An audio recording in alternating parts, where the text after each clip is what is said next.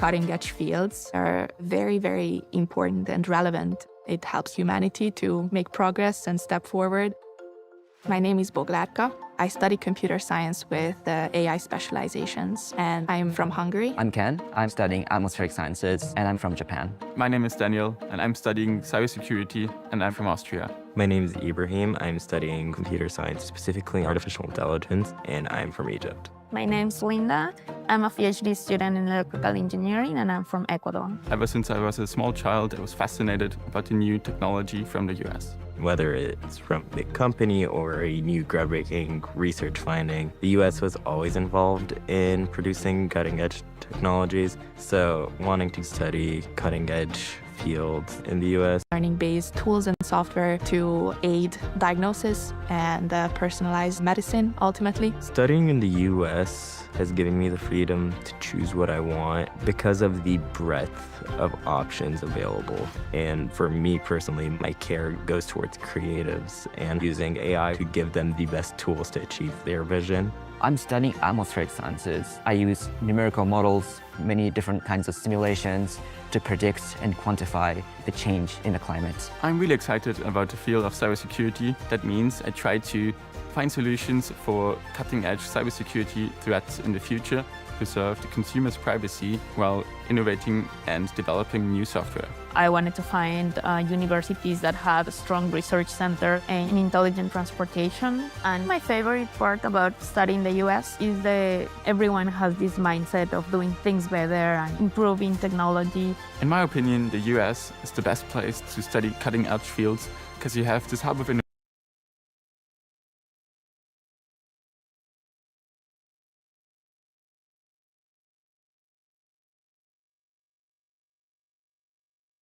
We are very excited to welcome you here, and thank you so much for being so many of you today with us.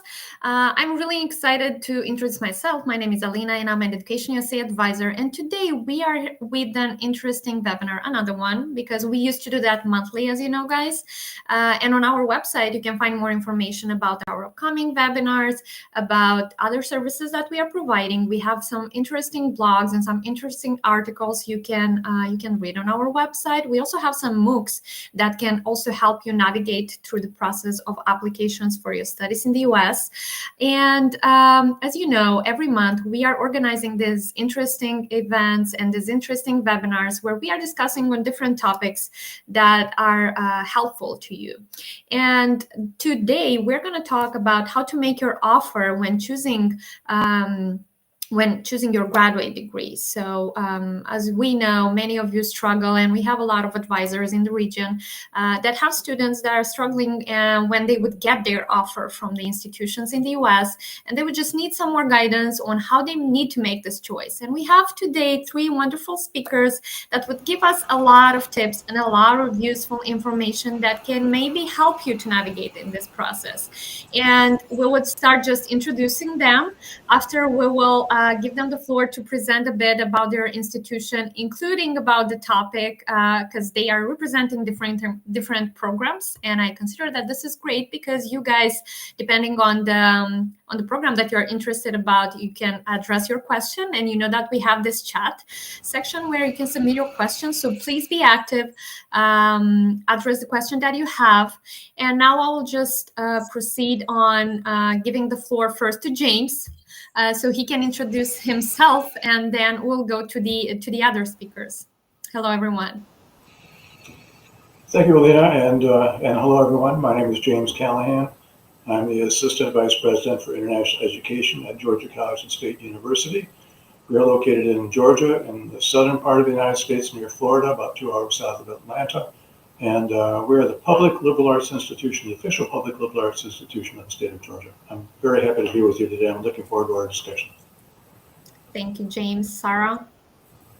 Hi, everyone. My name is Sarah Hodges. I am the Assistant Director of Graduate and International Programs at the University of Connecticut School of Law. So I'm here today speaking specifically about law programs, but I hope that a lot of this advice will be transferable to the different programs that you're interested in. And I'll talk a little bit more about UConn and where it's located later, but for now, very nice to meet you and looking forward to our discussion. Thank you, Rachel. Good evening, everyone. I'm delighted to be here. Thank you, Alina, and everyone for organizing this session. My name is Rachel Burson. I'm from Carnegie Mellon University. So I'm the eastern part of the United States. I co-direct the CMU Robotics Institute Scholars, which is CMU's AI and Robotics Future Leadership programs. And we work to create pathways for students to join graduate programs. I'll be talking about computer science, AI, robotics, and engineering, so STEM areas, and exploring different ways that the types of programs and how to navigate. Looking forward to discussions. Thank you. Thank you so much, everyone, for introducing yourself. So now we can proceed to our presentation. I know that our first presenter is going to be Sarah. So Sarah, the floor is yours. Wonderful. Thank you so much, Alina. So today, as I mentioned, I'll be talking to you about how to consider a law school offer. And I'm here representing the University of Connecticut School of Law in our graduate and international programs. So just to talk a little bit about UConn School of Law and law school in general in the United States before we get started. In the United States, there are two main types of legal programs that you might be interested in. The first is called the JD, the Juris Doctor degree, and that is the degree that most US students pursue as their professional qualification in law. Unlike places in other parts of the world, most US students pursue a 4-year bachelor's degree in a field unrelated to law to begin, and then enter their professional law degree for 3 years following their bachelor's degree. I know in many locations abroad where you may be coming from, you start your professional degree in law during your first your first higher education studies as your LLB. For that reason, there's another degree in the United States that many international students pursue called the Masters of Law, or the LLM. Most of our international students enter those programs, and that's a 1-year degree in which you can seek a professional credential in the United States after your first degree in law from your home country. So my advice will be applicable to both law programs, although there are important differences between the two. And certainly, if you're interested in pursuing legal studies in the United States, I'd invite you to connect with an admissions officer such as myself to talk about some of those differences. But now, just to speak a little bit about the University of Connecticut School of Law, we're located in Hartford, Connecticut, which you can see on this map is directly in between Boston and New York City. So we're on the East Coast of the United States in the Northeast, and we're about 2 hours each from New York City and Boston. So we're located conveniently between two major legal hubs in the United States, but we're in a smaller city in the state of Connecticut, which makes for a wonderful student environment where the cost of living is affordable. You get to know your classmates and your faculty well, and the environment is a bit more relaxing than living in a larger city during your studies. We're one of the top public law schools in the United States, so we are a public institution. And we have programs that are well known in insurance law, as well as tax law, energy and environmental law, and human rights and social justice, to name a few. Some of the hallmarks of our program include individualized attention. We have a very low student to faculty ratio. So I'll be talking a bit about this later as well, and why this is important when you're evaluating different offers. But what that means is that you have the opportunity to get to know your faculty well. And it also means that the class size is generally much smaller than a larger law school. Most of our classes are around 20 students, and none of our classes are larger than 70 students. So our largest classroom seats 70, so you have a smaller class size. In addition, we're known for our affordability and value, another factor that comes into play when you're making decisions about which offer to pursue. There's a difference often between the tuition charged by a public institution and a private institution in the United States. And we're happy to be able to offer all of our students, even international students, our low public school tuition. And finally, we pride ourselves on our experiential opportunities. So these are the opportunities to get hands-on learning, which can also be very important when you're evaluating an offer. So things such as legal clinics, where you're essentially doing legal work under the supervision of a faculty member in an on-campus clinic. Some of our clinics include an asylum clinic where you'd be helping local residents, Connecticut residents, process asylum claims. We have a tax clinic. We have an intellectual property clinic where students apply for patents and do trademark work for local clients. We have a housing clinic where we help local citizens with different processes related to their housing. So lots of different opportunities to get involved and get hands-on work.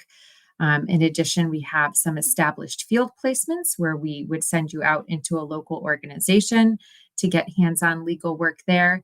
And then student-run journals where you can have the experience of writing and publishing work for a student journal. Next, please.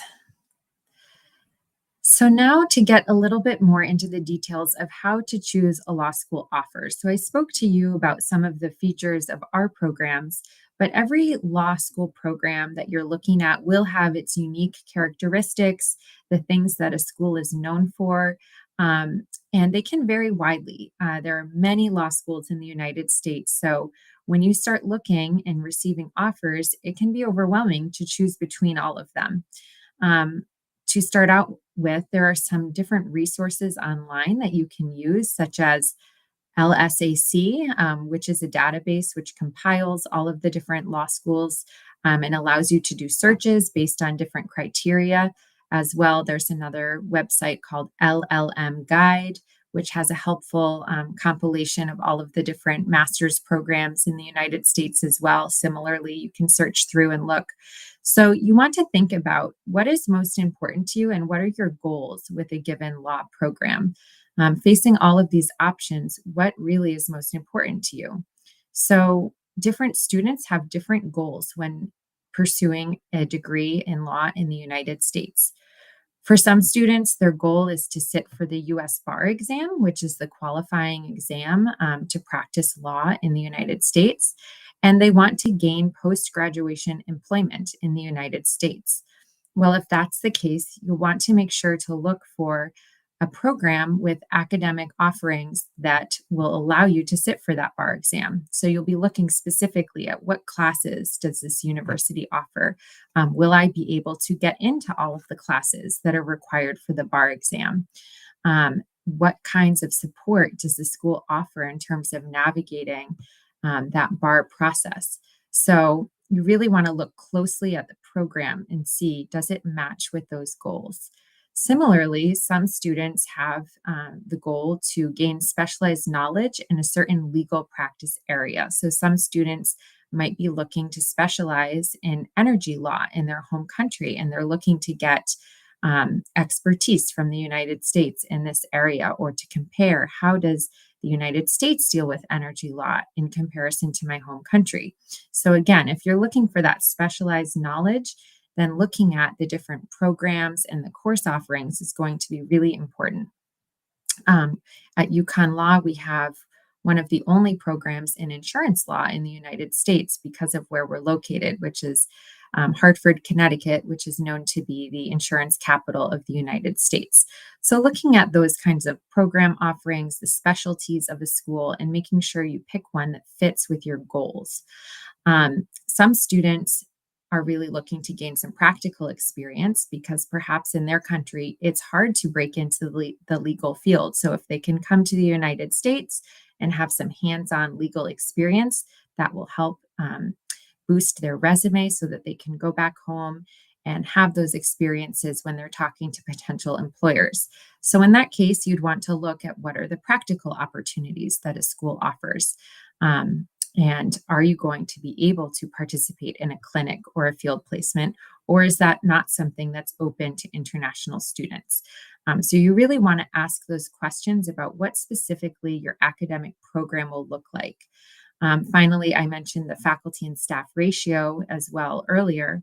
If you're looking for mentorship and guidance and how to pursue your career goals, or to really have, for example, a mentor who could speak to you about specific research areas. If you're looking to go into academia, choosing a school where you'll have access to faculty members who can mentor you in that way could be a very important consideration. Secondly, financial considerations. I think everyone knows that finances are one of the most important considerations when evaluating any offer, including a law offer. So, of course, you'll be looking at the cost of the program, the total cost of the program, and any scholarship that you receive in comparison to that cost. But that's not the only financial factor. You also want to look at the cost of living in the local area of the school that you're considering, because just because the tuition might be a little bit higher in one offer compared to another, if the cost of living is significantly higher, that could bump up your total cost overall, even if you've received slightly less scholarship from a given university. So you definitely want to look at the cost of living and make sure that that is in line with your financial needs. You're going to look at your career considerations. Does the school help you with bar preparation? If your goal is to sit for a bar exam, you need to look at their career services department. If your goal is to pursue a career in the United States, certainly that's something that you need some support to do. So if you are looking at a school and they do not have career services for LLM students, that wouldn't be a good fit, even if it has a high ranking or a lot of prestige associated with it. You want to make sure there are the supports in place to help you seek that next career option. And finally, alumni networks are very important when considering an offer. Even with the best career department in any university, oftentimes jobs are gained through those alumni connections. So you can look on LinkedIn before you accept an offer and see, are alumni active from this given school? Do I feel like this is a place where I'd be supported in my job search afterwards? Not just by the career office, but by fellow legal professionals. So asking if you can connect with an alumni before you accept an offer would be a great thing to do. And finally, of course, you want to look at your quality of life, where you'll be going. Some students, their goal when pursuing a graduate degree in the United States or an LLM degree or other law degree is simply to have a study abroad experience and to immerse themselves into the United States culture, to learn English. And in that case, you're really looking at what will be the best fit for me to have a strong immersion experience like that. So things like the location. I like to mention our location in the Northeast, right between two major cities that students like to visit. That really increases their enjoyment of the program while they're here, because almost every weekend they're heading to either Boston or New York to spend some time. The overall campus environment, student groups. You should look at what activities you can be involved in at the law school, not just practical experience, but also clubs. There are affinity groups on many campuses, such as based on different cultural groups or identities. Will you be able to feel at home there? And finally, judging on the faculty and staff support, how well will I be supported while I'm here? When you have interactions with the admissions staff, how are you feeling? Are you being treated well? Do you feel respected? Do you feel that the staff is responding to you quickly? That could be a good window into how you'll be treated when you're at the institution. Next, please. So I'll wrap up here so that we have time for our other presenters, but I'll be answering some questions later to help dive into this a little bit more. And we would love to hear from you at any point. So if you have any questions about what I've just presented and you're interested in legal education, please email us at llm@uconn.edu. Thanks. And passing it back. Thank you so much, Sarah. I really appreciate the presentation. You guys have the opportunity to address your question. So take your time. We still have 2 more speakers, but in case if they appear along the way, please submit them in the chat. You have this option. Great. So we move to our next speaker, which is going to be James. James, I can just change the next slide, and please, I will give you the floor. Very good. Thank you, Lena. And Sarah, that was a great job. I learned a lot just listening to that myself, right? As I mentioned, my name is James Callahan. I understand my last name may be difficult for you to pronounce, so later on, if you want to address me as Dr. James, that's fine. I'm a Senior International Officer and Assistant Vice President at Georgia College and State University. We're a public liberal arts institution, but we like to think that we give a private education at a public price, and we'll talk a little bit more about that. I want to give you, I think, a kind of general suggestions and recommendations in terms of graduate school applications, in particular how that applies to liberal arts, but I think in general as well. Okay. Next slide, Alina, if you may. So, and this is our location. We're located where the star is. I don't think there's actually a star on the ground here. I haven't found it yet. And the asterisk there is Atlanta, so you can see where we're located. We're down in the south, very mild weather. We don't have much of, we had snow for the first time in about 20 years this year, but a very light snow. So it's a very nice environment, very pleasant as well. Thank you. Next slide, please. Okay, so the first thing I want to discuss with you is the concept of a liberal arts university, because I think there's commonly a misconception that a liberal arts institution is an art school, right? People doing sculpture or painting or dance or something like that.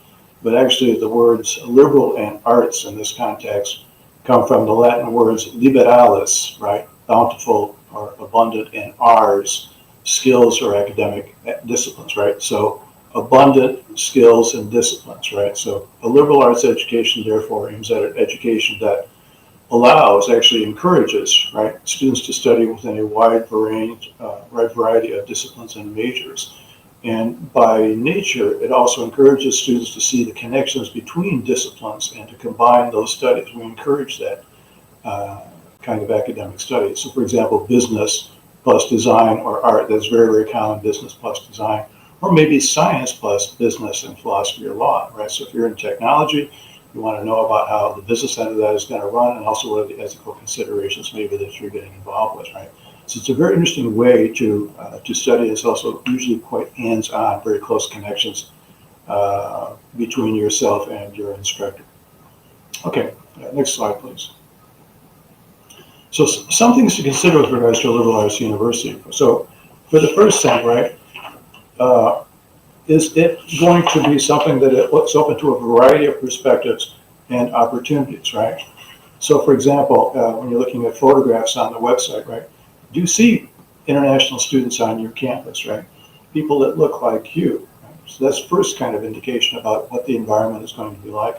Also, you can look at what we call in the United States a strategic plan. A strategic plan. This is very, very common in America now. And look through their plan to see if there are statements regarding these sort of things. So as you can see there, we have a statement in our strategic plan that specifically addresses, right, this kind of thinking. Right? Look at news and events that are published on a given university's website. Right? Do you see events or student organizations that appeal to you? So, for example, here at GCSU, we have a very active international student club. It's the largest student organization on campus, in fact, and the most active, absolutely. And it's about 50% domestic students, right, American students, and about 50% international students. It's very, very popular on our campus. And then also look at things regarding, how does the university communicate to you, right? Do you feel welcome? As Sarah said, do you feel respected? And are your needs being understood? That's really, really important, and is a really good indication about whether or not that campus is going to be a fit for you, and whether you're going to be successful. Thank you. All right, next slide, please.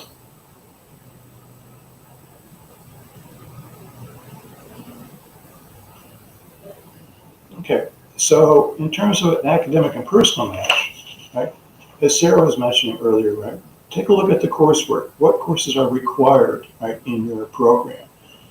And then look them up in the online course catalog to see what the courses are about, what the requirements are, and so forth, right?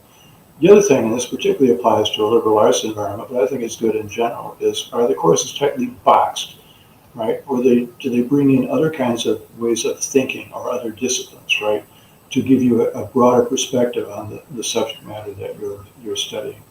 This is very, very common in the United States these days, I believe. This is really, really important, I think, and I fear that too many applicants don't do this, so please do this, right? please read about the program faculty, right? The institution is going to want to know why you are picking their institution, right? And if you can tell them that you've looked at the faculty, you've looked at the works that they've published, right? They're going to understand a bit more about why you want to come to that particular university, right? So what are the faculty members' backgrounds? Where are they from, right? Are they from foreign countries, international countries? Where are they from in the United States? Which universities have they graduated from? Where did they get their doctorates from? This is really important. What are their research interests, right? You can usually look up the biography of the faculty member on the website. And the important question to ask is, do those research interests of your faculty there match up with your interests, right? Because you want that to happen. You want to be able to be in an environment where you're going to be working with faculty members who share the same kind of interests as you. And then what have they published, right? And if possible, look on the internet and see if you can find examples of what they have published and then read it, because then you'll be able to have more engaged discussions with people when you are applying and then also when you're on the campus. So I recently had a graduate student here from South Korea that worked in my office. She went on to a university on the East Coast and made a very, very strong connection with a faculty member there. Got a full ride scholarship, has a teaching assistantship and so forth. And that faculty member is helping her to also publish and to do works in the field. So she's just absolutely taken off. And I think a lot of that had to do with the fact that she researched the faculty and was able to make that connection very, very early on. And in fact, that faculty member advocated for her to be accepted into the institution. So it's really important. Be sure to check that out. Okay, next slide, please. You want to look, especially as Rachel was saying, at the kind of aid and support. And I would advocate especially for the opportunities. In the case of liberal arts institutions, they tend to be private rather than a public institution, although we're a public institution. They tend to be more selective, and what I mean by that is they kind of look at students on an individual basis and consider their merits.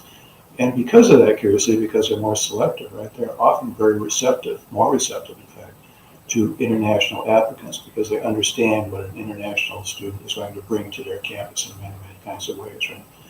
At a private institution, many times the aid is more at the discretion of the institution. They decide a bit easier about how the money gets spent.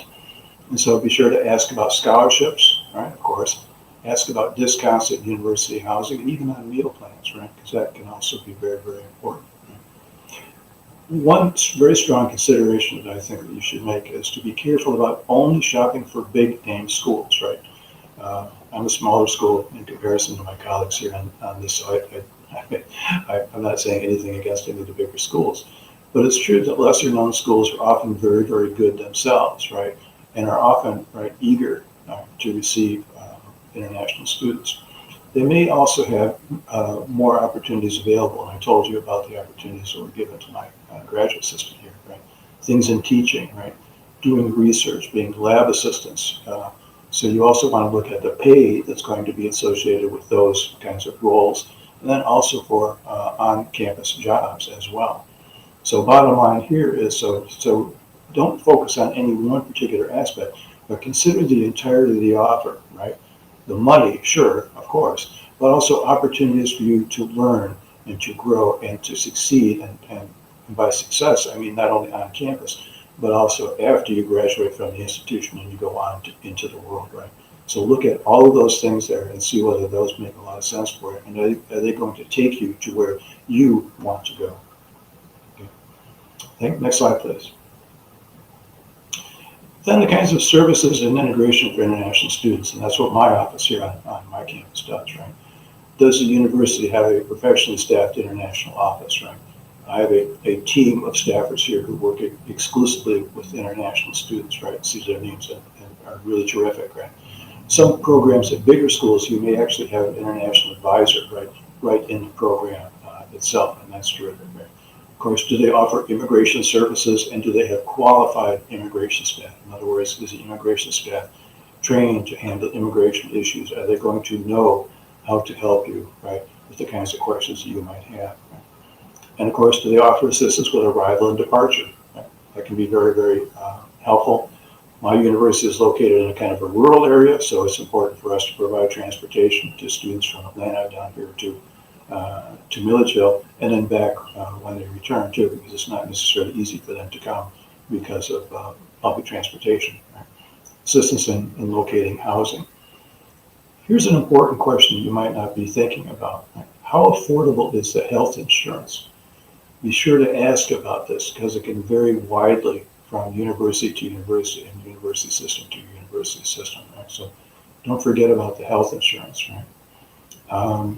Right, and other services like advising, keeping you on track for your academic progress, right? Places where you can go to get assistance in writing or in terms of general language support. Very, very important, and it's something that American universities are paying more and more attention to. Right? Perhaps there are students or maybe even faculty from your home nation. That would be interesting, that'd be fun, right? Have an automatic connection like that.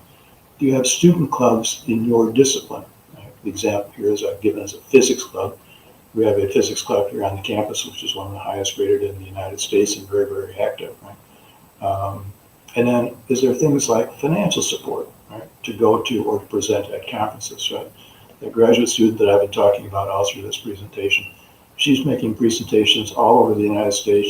She's going to conferences. She's very, very well published, but it costs money to do those things. And if there's funding, right, within the institution, within the program to help you with that, that's going to be terrific. Okay? So look for that as well. And then, as we've been saying throughout here, right, Sarah and I both, right, university communications, right? Do you feel welcome? And are your needs being understood, right? The needs of an international student are going to be a little bit different from that of a domestic student, right? So if you don't feel like your needs are being recognized and then being understood, then maybe you might want to think about, okay, maybe this isn't the place for me. Okay. Very good. All right. Next slide, please. So that's the end of my presentation. There's some photographs of our lovely campus here. What you don't see is some of the buildings. The university looks very much like something from a set from Gone with the Wind, if you're familiar with that movie. And there's my email address there. And if you have any questions, or if I can offer you any kind of assistance as you make applications and you're trying to figure out where you want to go, please feel free to email me. It's always a pleasure to do so. So thank you very much for your time. It's really been a pleasure to be here. Thank you, James. You guys submit your questions in case you have them. Okay, so our next presenter is going to be Rachel. So Rachel, I will give you the floor. Wonderful.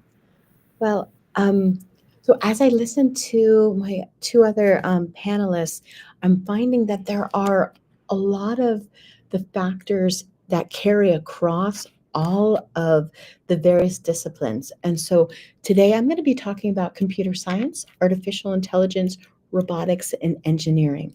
And choosing a graduate program is part of a step in your development, and it's really about your pathway to leadership and impact. I co-direct a program at Carnegie Mellon that launches future leaders of robotics and AI. Next slide, please. So Carnegie Mellon University is a global and top-ranked research university, well known for technology, for engineering, but also for the arts and for theater. And so those two areas come together with business and create a number of opportunities. We describe ourselves as a global university. We're a younger university, but in the time we have really grown.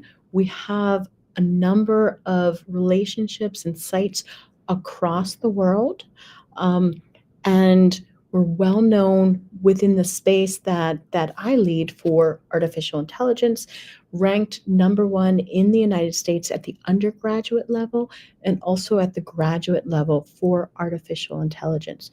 So the space that I'm going to talk about a lot is research and research programs, whether those are master's or PhD programs. We'll also talk about some of the differences. So when you think about and you're framing your questions to ask about the programs that you've been accepted to or programs that you want to apply to, you're thinking about some of these important differences. Within Carnegie Mellon community and our network, we have 100+ research centers as well. Next slide, please. So Carnegie Mellon, the space that I'm in, has been a recognized leader in computer science, AI, robotics, and engineering. My role and my position as co-director of the RIS program is within the School of Computer Science. Carnegie Mellon has 7 different colleges under the university umbrella, and my role is located within the School of Computer Science. I also work with the Public Policy School and the Engineering School as well. And so, to give you background and context, we're going to talk about some of these things that may be related to brand at first, but we're also going to dismiss that. One of the things that I want you to think about as you're considering which programs to apply to, it is actually not the rankings. And so Carnegie Mellon is very well known in the space that I'm talking about for computer science for, like a decade. Berkeley, CMU, Stanford, tied for number one. Artificial intelligence, a clear leader nationally in artificial intelligence programs and research as well. The robotics space in which I'm in, we're the first robotics department in the world, the first PhD in robotics, have a number of very, very large commercialization centers. So we go from basic research all the way to commercialization. This is the largest university-affiliated robotics and AI research group in the United States, and we have a strong presence in machine learning. We're located in Pennsylvania, and the gentleman that wrote the book, Tom Mitchell, is originally from Pennsylvania, and the foundational book on machine learning. It was the first machine learning department. So you have a lot of these first, right? And so we're going to kind of tease out where brand matters and maybe how to go a little bit deeper than that.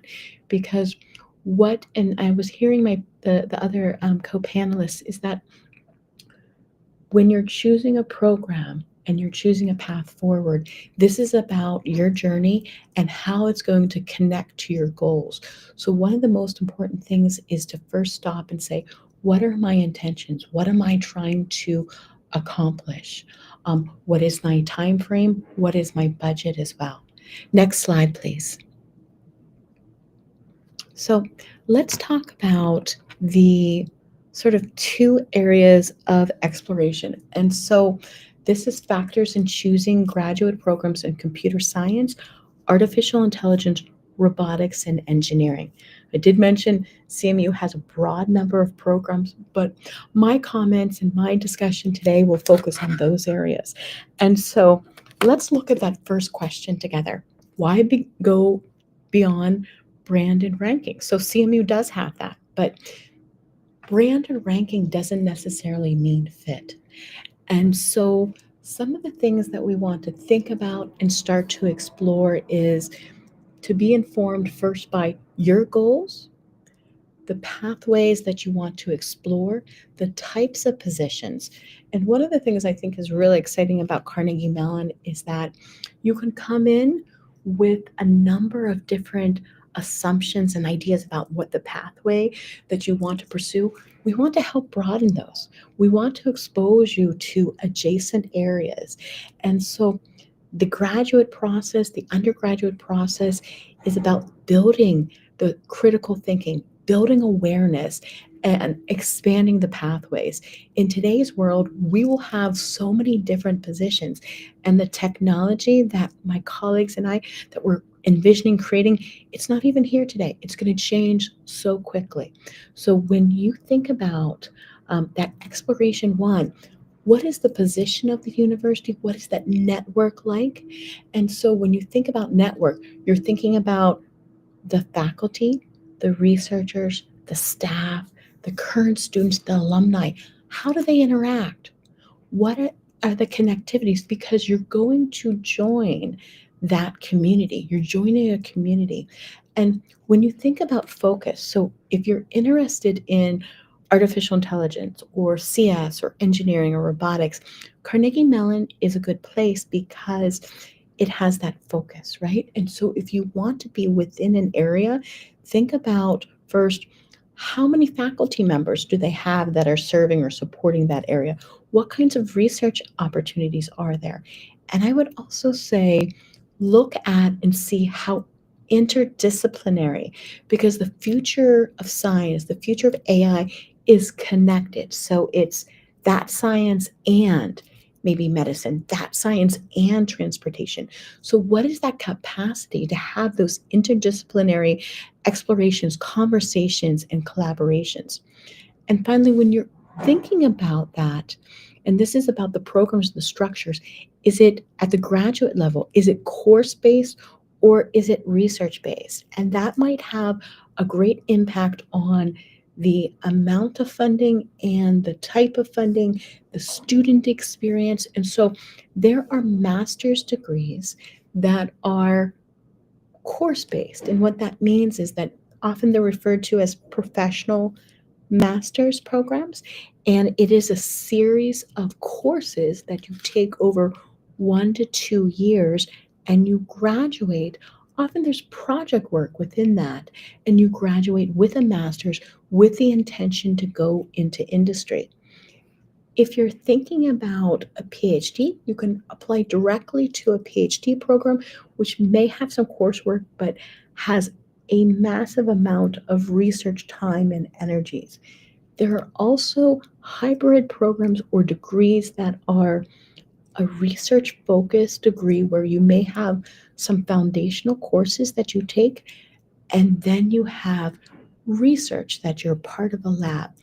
Often, in my experience, it's the research based programs that will have more scholarships and support within the STEM fields. So, thinking about that, the next area of exploration is really focusing inward and thinking about what are what kind of learner are you? What kinds of environments are ones in which you thrive?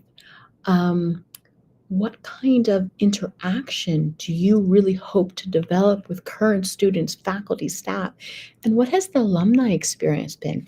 We're in an age of continuous learning. How do we really come back to that and continue to learn, to upgrade our skills? And I think one of the most important questions in finally deciding which offer to accept may be about the mentorship that you're going to receive through the program, through the advisor, within that environment. Next slide, please. So to wrap up, and to put it into context, what I do is really to develop pathways for future leaders that are going to be researchers in robotics and AI. It is about, if you reframe your thoughts about graduate school, yes, you're building skills, but you are joining a community. And when you think through that lens, you're going to have the questions that come up are going to be critical in determining which programs are really fitting into what will help you to succeed in the long run. So I look forward to questions and exploring how we can help you to navigate offers, how we can help you to think about next steps in exploring, pursuing. Thank you.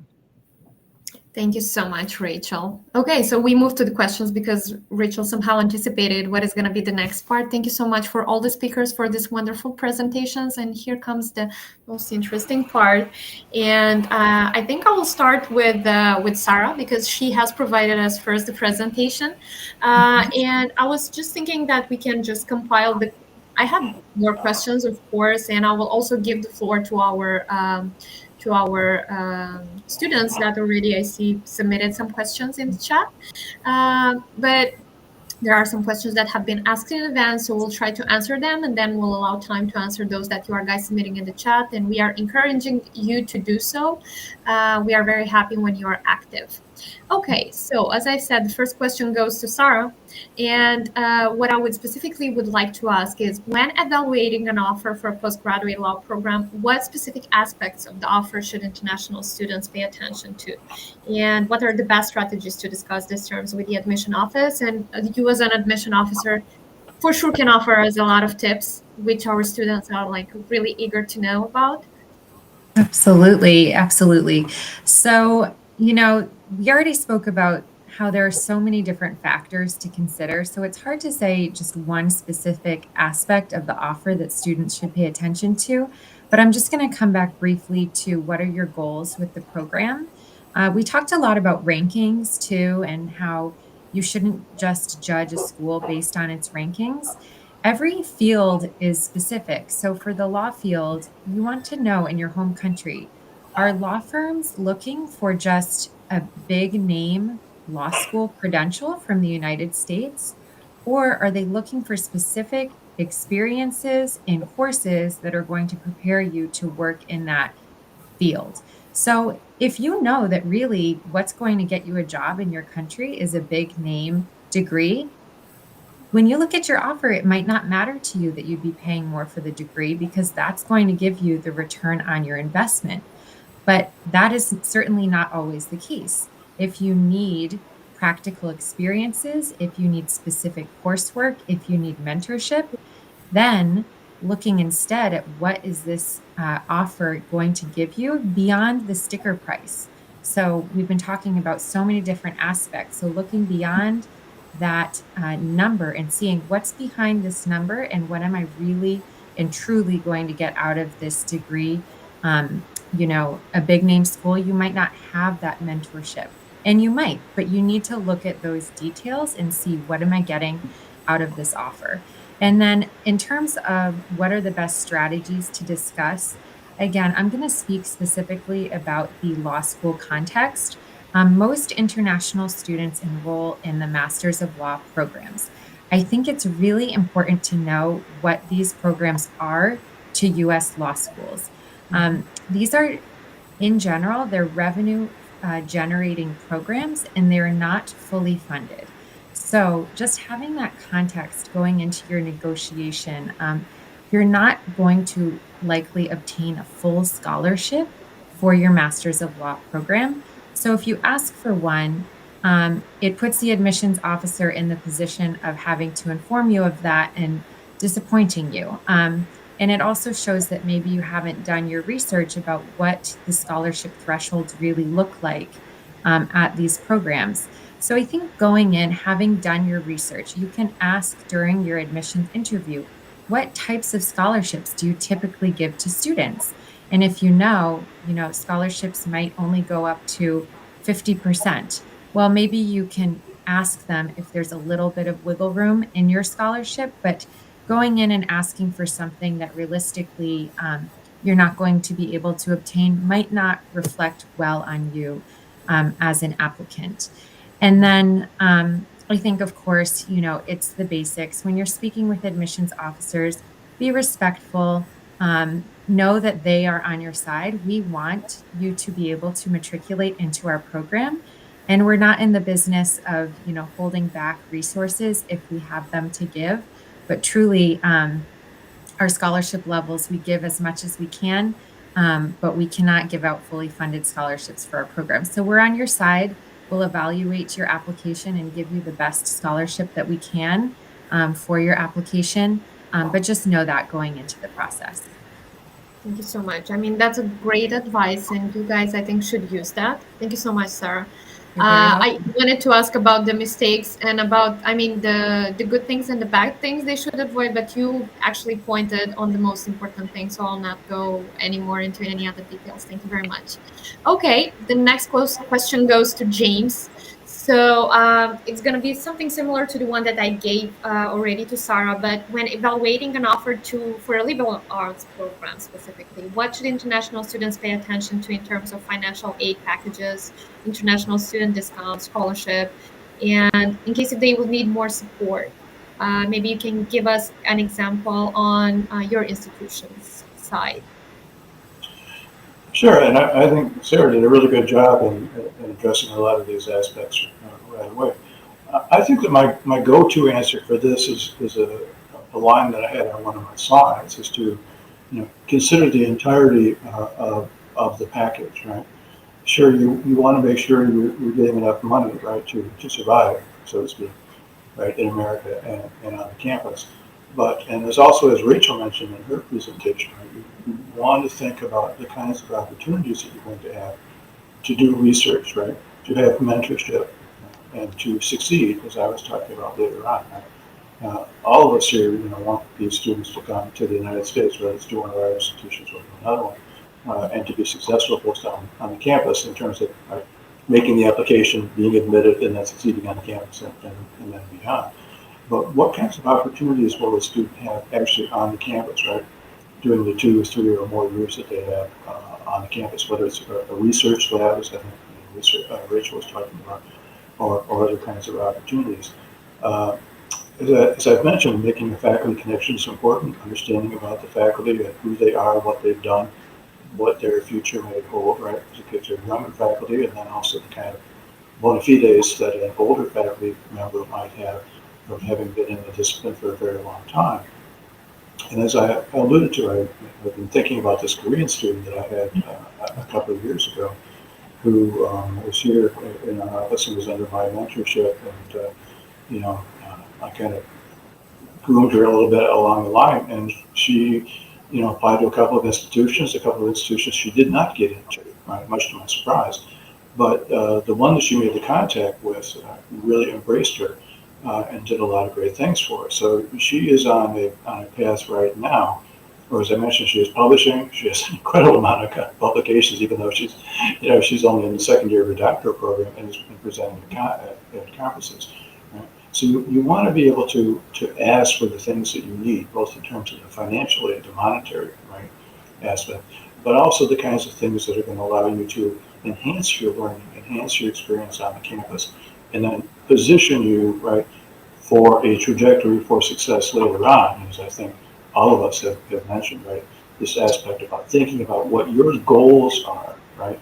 And what the outcomes are that you want to obtain, and then what is the best place for you to get all of those, and then who is going to help you to hold your hand, if you will, take you across the finish line. So I think it's really, really important, and I fear that too many students just look at the money, right? That's important for sure. But there's a reason why you're coming to an institution, and that is because you want to learn, right? You want to succeed, and you want to, in a sense, groom yourself, prepare yourself for the successes later on. So that's a very long answer with maybe too many run-on sentences.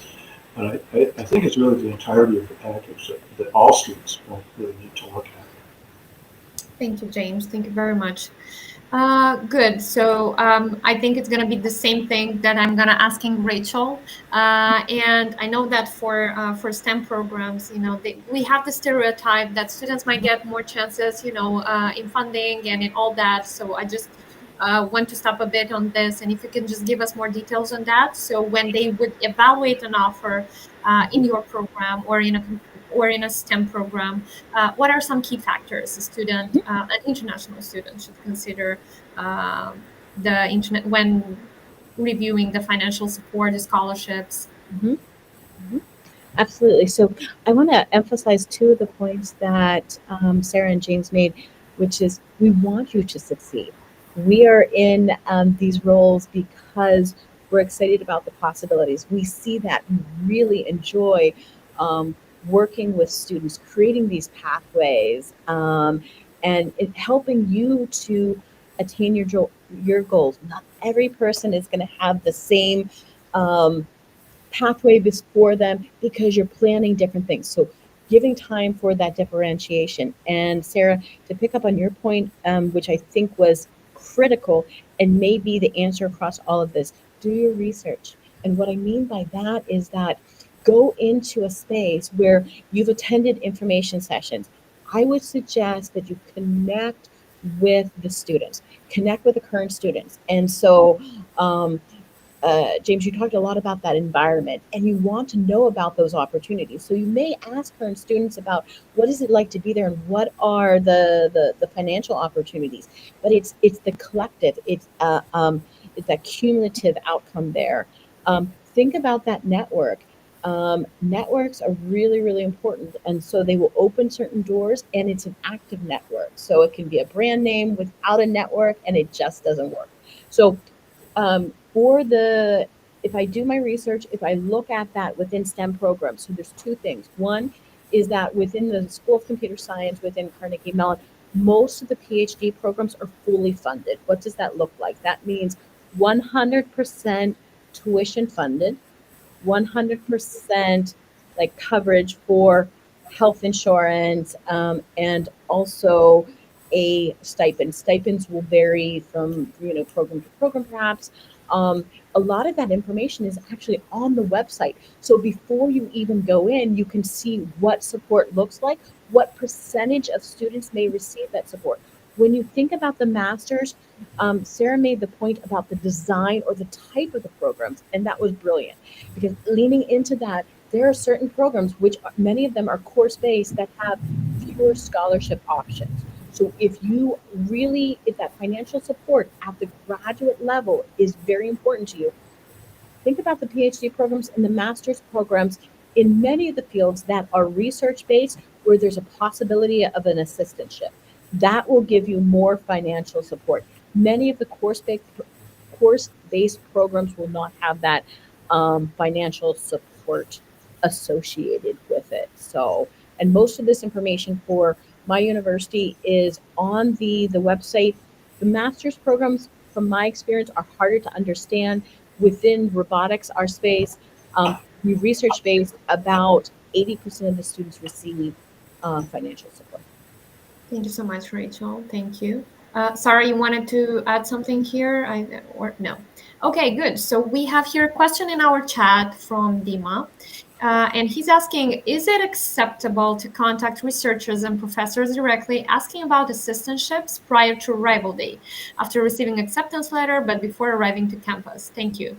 If, I don't know, maybe each of you can add something on that. It's her opinion. His, her opinion. I don't know. We can start with Rachel. Rachel, what do you think about that? Sure. So I'd suggest that Dima maybe step back, look at the context, go and do some of that research if you haven't already. So you might be able to find this information on the website. What kind of funding opportunities are there? I would then reach out to, if there's been recorded like information sessions, look at that.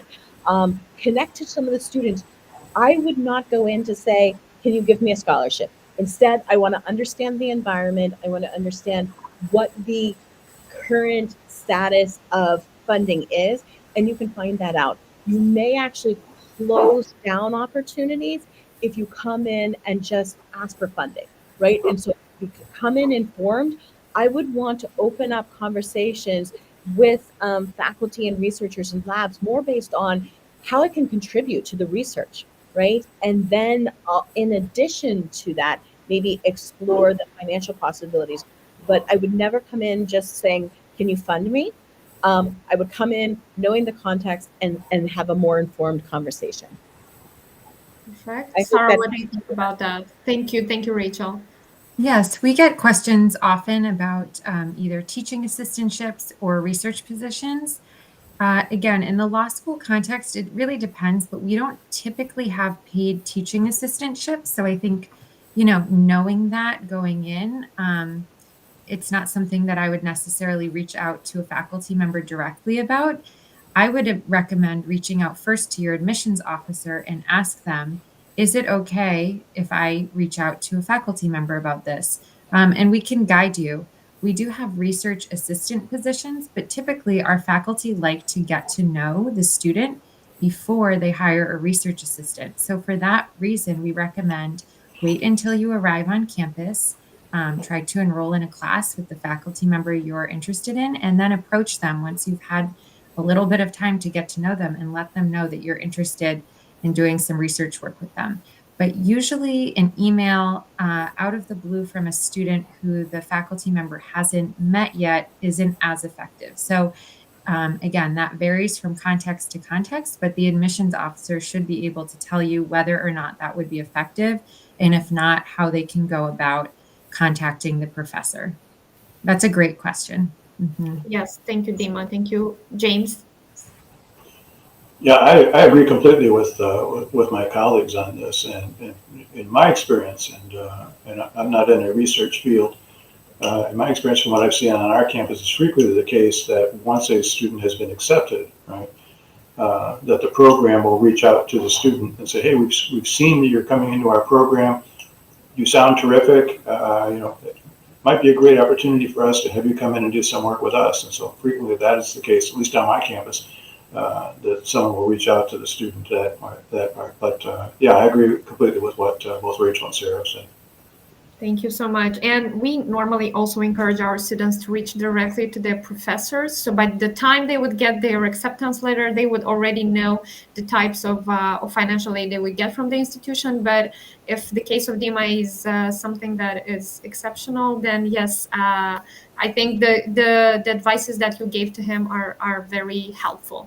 And also an advice from me for everything that is related to how to choose your best offer. I just want to tell you guys that this week I had a student that was accepted to an Ivy League university, and he was also struggling with this financial aid. He was saying that, yes, I've got my offer, but it's a bit struggling for me. I cannot really go there because I don't afford this. So my advice here also to our students is to think very good about this part, especially when applying prior. And he just applied on a rolling admission, so he just applied last moment, and he got his acceptance. And it's very exciting to get this acceptance later from an Ivy League university. But you should really think about all the consequences when you submit to that. So here are our Education USA advisors, helping and assisting you with a lot of advices and of tips, tricks that maybe can help you and guide you through this process of accepting it. So I really hope that our today's webinar was useful to you, because to me it was very useful. I really loved them when we found out from our speakers such a lot of interesting and useful information. And I hope that our audience, which was live with us today, also had this opportunity to find out some more interesting things that will help them. Thank you very much, everyone. Rachel, Sarah, James, I really appreciate your professionalism and your experience today. And I really hope that we will have more webinars in which you will participate and you will just share your skills on some other topics. Thank you very much once again. Have a good I'd be happy to. Thank you. Thank you, guys. Thank you. Thank you very much.